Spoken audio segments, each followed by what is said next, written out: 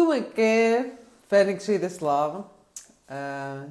Estamos de volta depois de muitos meses, não é? Porque antes aqui as conversas de café ou conversas de esplanada, se fosse verão, já tinha aqui alguma regularidade, não é?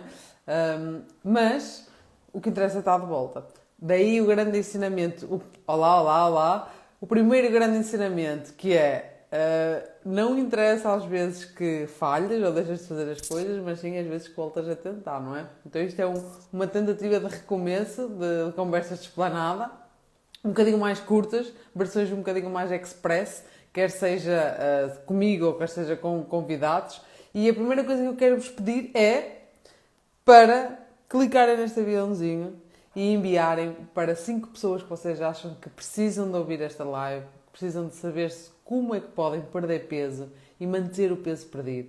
Se calhar aqui um amigo ou um familiar que vocês já viram, que passou por várias tentativas de perda de peso e que não resultou, que voltou a ganhar o peso perdido, e dizer-vos já agora que isso não é tão incomum assim, ok? Os estudos indicam que uma alta percentagem, nos 80, nos 90, depende do estudo, diz que a tendência é reganhar o peso perdido, portanto as estatísticas não estão a nosso favor, mas existe uma pequena percentagem de pessoas que consegue. E o importante é a gente estudar essas pessoas e perceber o que é que elas fazem de diferente que as outras não fazem, não é? Para conseguirem os resultados que querem e que conseguem.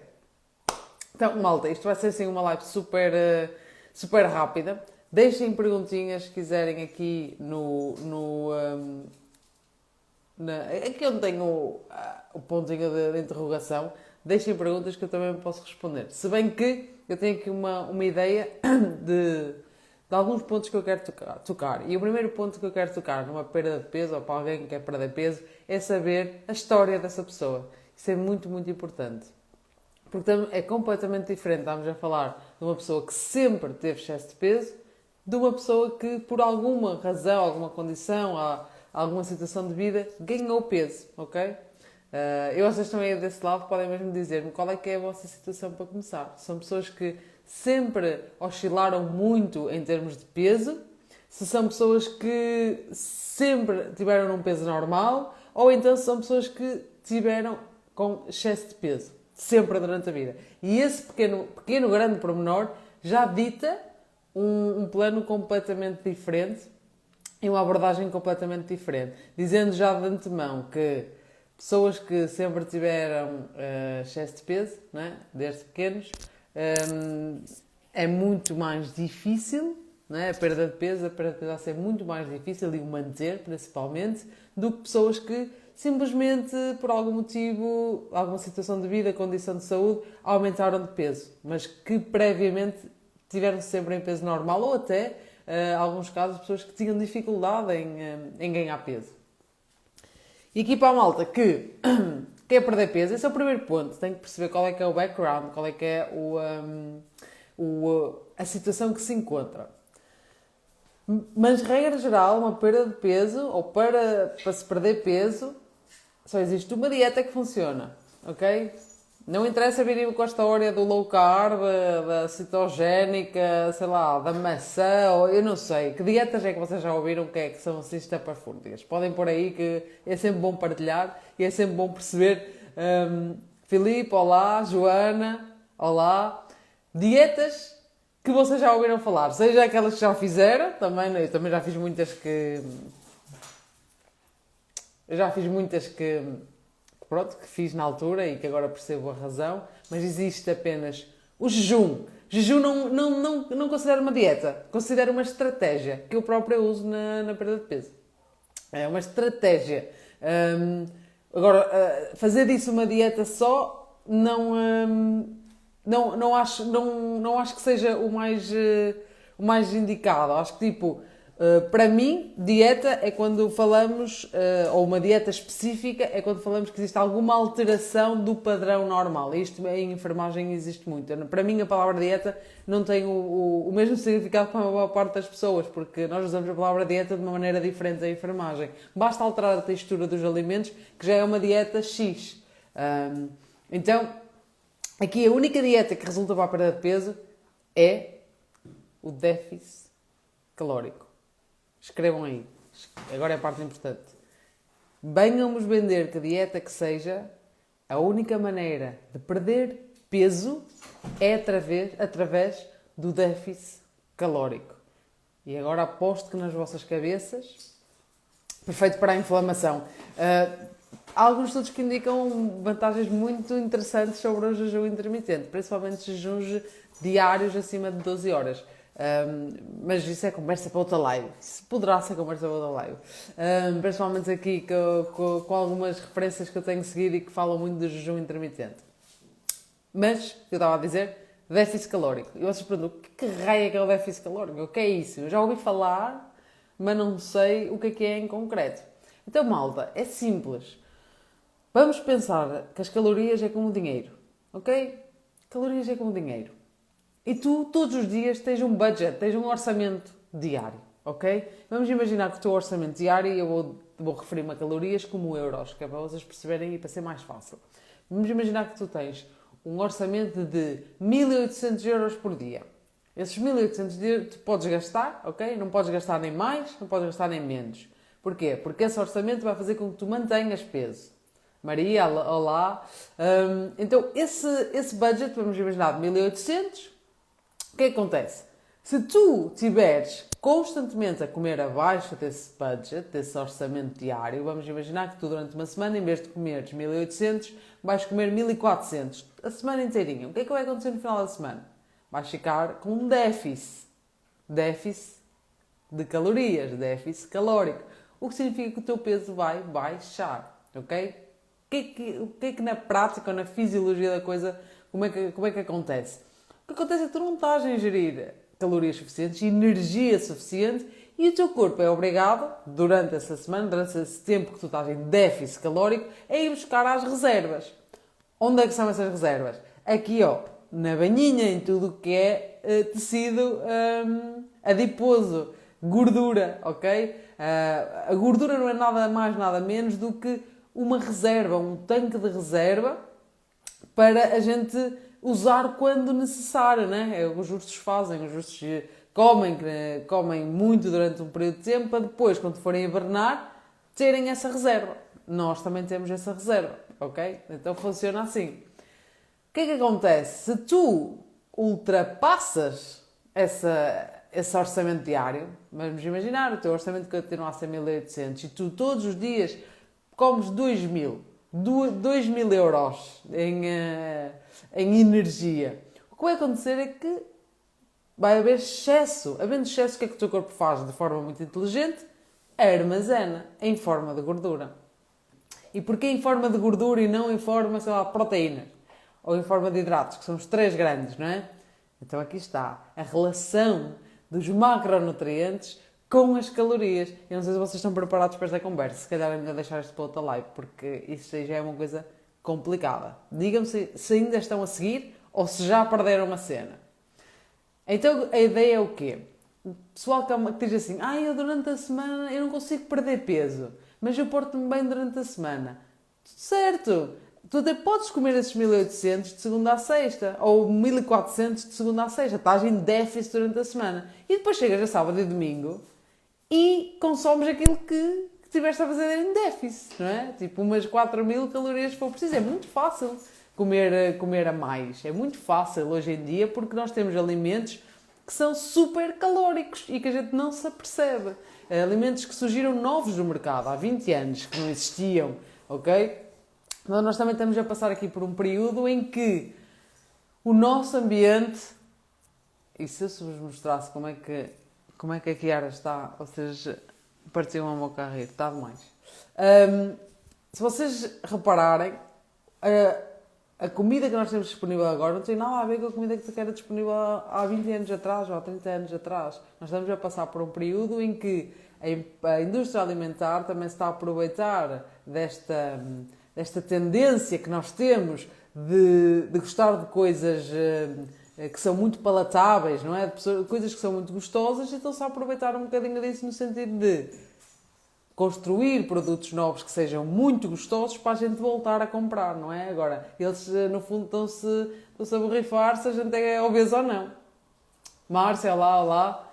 Então, era para deixar esta alerta, ok? De que perder peso, ok? É déficit calórico. Ponto. Independentemente da maneira como tu fazes, seja a cortar nos hidratos, seja a cortar nas gorduras, seja a cortar nas proteínas, desde que tu ingiras abaixo do teu orçamento, de forma consistente no tempo, tu vais perder peso. Até aqui estamos orientados, estamos definidos, independentemente do método que tu usas, das estratégias, como falou aqui o Filipe do jejum intermitente, que tu usas.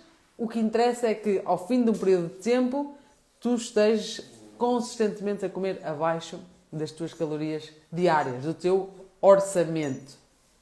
Até aí, tudo certo.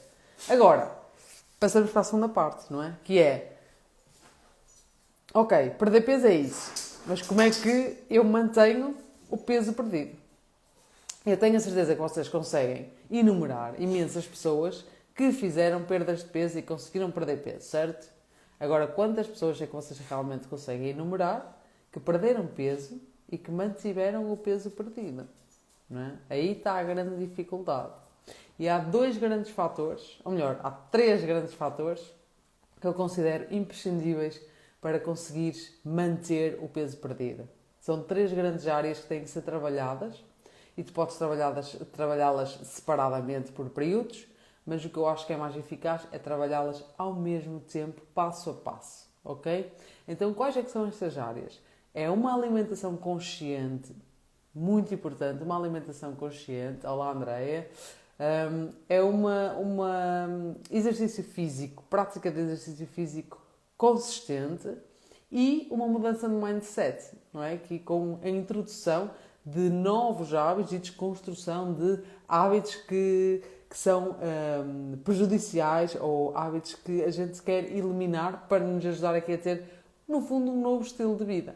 É isto que a gente está à procura, de um novo estilo de vida. Então, a nível da alimentação, amigos, lamento, mas nós não sabemos nada da alimentação. Eu sou enfermeira e quando eu comecei a estudar a área da alimentação, eu pus as minhas mãos à cabeça e disse, meu Deus, como é que eu não sei isto?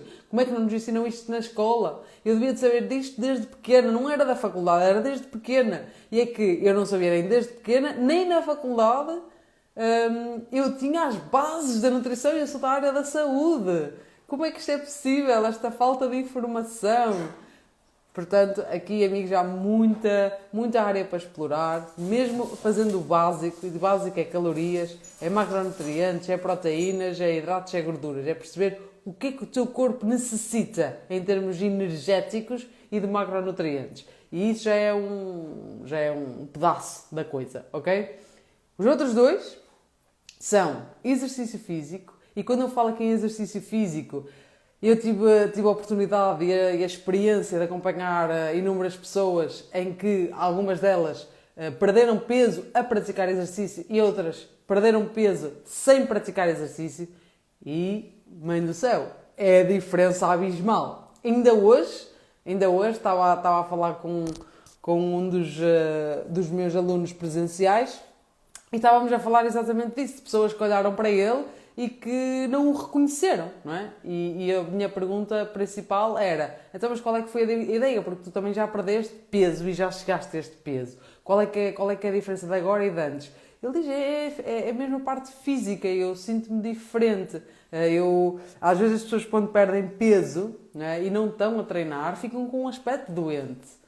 Ficam com um aspecto, parece que se passou alguma coisa, não é? E quando tu perdes peso, mas mantens aqui o treino de força, principalmente, estou a falar aqui de treino de força, a composição corporal é muito melhor. A minha cadela está com o zoom. É muito melhor o peso, a composição corporal, não há comparação possível. Então, muito importante durante uma perda de peso, pensar, vamos fazê-la bem feita, ok? E fazê-la bem feita é fazê-la num período de tempo, devagar, para não perder massa muscular e fazendo treino de força para manter a massa muscular que temos, ok? E se calhar, se fores não treinante, ainda consegues construir músculo e perder gordura ao mesmo tempo. Isto é um caso assim mais específico. O terceiro ponto e último ponto, que entretanto já terminamos aqui a live, o terceiro e último ponto é o mindset, ok? É realmente a mudança de hábitos, que é, não interessa que estás a seguir um plano alimentar ou até mesmo estás a fazer contagem de calorias e macronutrientes através da aplicação e a seguir uma prescrição direitinho, se tu não crias hábitos que levas para o resto da vida, ok? Estamos a falar de coisas simples como X litros de água por dia, X porções de legumes, X porções de fruta e principalmente quem teve problemas de excesso de peso anteriormente, são pessoas que têm muito que se agarrar a estes hábitos, ok? Porque é muito fácil sair fora do track e perder-se, ok? É muito, muito importante. Outra coisa super importante a nível de hábitos é a monitorização.